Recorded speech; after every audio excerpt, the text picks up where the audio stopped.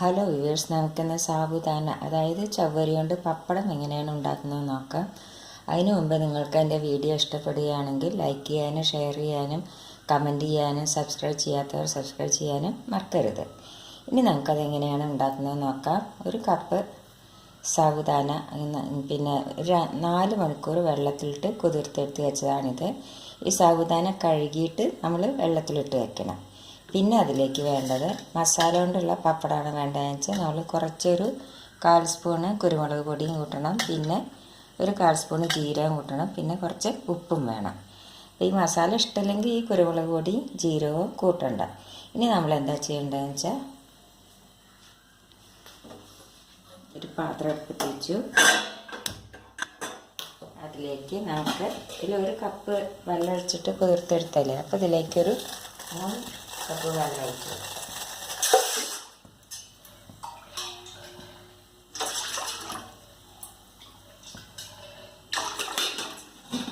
ഇതിലേക്ക് നമുക്ക് ഈ ഉപ്പിട്ട് കൊടുക്കാം.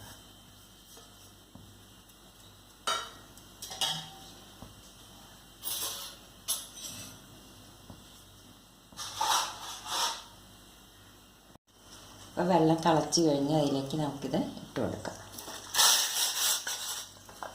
ഇത് കൈ വിടാതെ ഇളക്കിക്കൊണ്ടിരിക്കണം.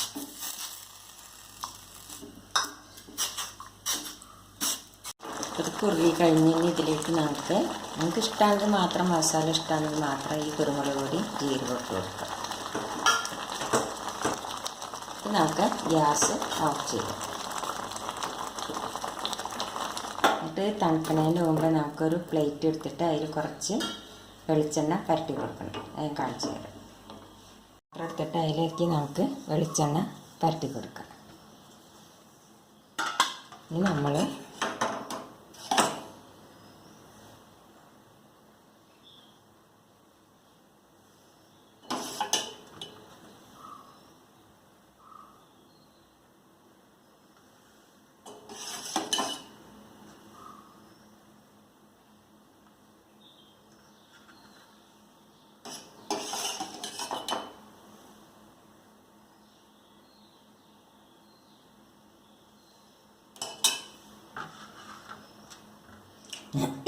ഇനി ഇത് നമ്മൾ വെയിലത്ത് വെച്ചിട്ട് ഒരു ദിവസം വെയിലത്ത് വെച്ചിട്ട് പിന്നെ നമ്മളത് മറിച്ചിടണം. മറിച്ചിട്ടിട്ട് പിറ്റേ ദിവസം കൂടി നമുക്കിത് വെയിലത്ത് വെച്ചിട്ട് എടുക്കണം. അപ്പം നമ്മുടെ ചവരയുടെ പപ്പടം ഒരു സൈഡ് ഉണങ്ങി കഴിഞ്ഞു. ഇപ്പം ഞാൻ രാവിലെ വെച്ചതാണ്, നല്ല ചൂടല്ലേ, അപ്പോൾ ഉച്ചയാകുമ്പോഴേക്ക് തന്നെ ഒരു സൈഡ് ഉണങ്ങി കഴിഞ്ഞു. ഇനി ഇത് നമുക്ക് മറിച്ചിട്ട് കൊടുക്കാം. ഇതേമാതിരി നമുക്ക് മറിച്ചിട്ട് കൊടുക്കാം. ഇത് നമുക്കെല്ലാം കൂടി ഒരേ പ്ലേറ്റിലാക്കാം, കാരണം ഉണങ്ങി കഴിഞ്ഞില്ലേ.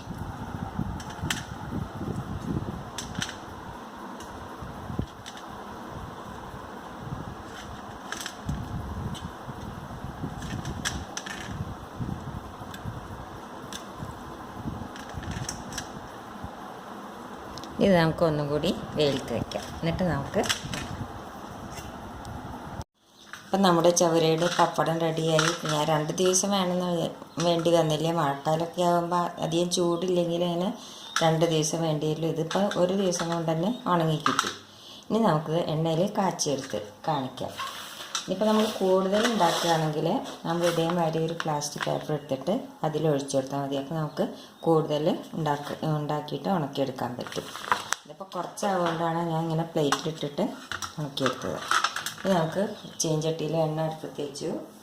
എണ്ണ ഒന്ന് ചൂടാവട്ടെ. അപ്പം എണ്ണ നല്ല ചൂടായി, അതിലേക്ക് നമുക്ക് ഇട്ട് കൊടുക്കാം.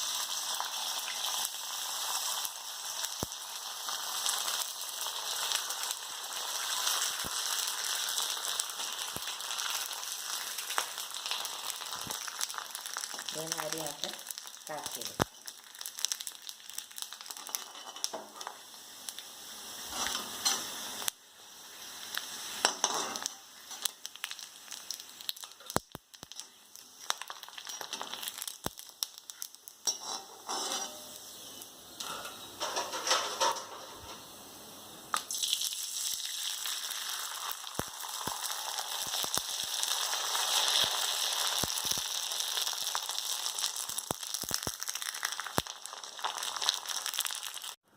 അപ്പം നമ്മുടെ ചവരയുടെ പപ്പടം റെഡിയായി. ഇത് നമുക്ക് ചായയുടെ കൂടെ അല്ലെങ്കിൽ ചോറിൻ്റെ കൂടെയെല്ലാം കഴിക്കാൻ നല്ലതാണ്. ഇത് കൂടുതലുണ്ടാക്കി ഒരു എയർ ടൈറ്റ് കണ്ടെയ്നറിൽ വെച്ച് അടച്ച് വെച്ചാൽ നമുക്ക് കൂടുതൽ ദിവസം ഉപയോഗിക്കാൻ പറ്റും. ഇതെല്ലാവരും ട്രൈ ചെയ്ത് നോക്കുമല്ലോ.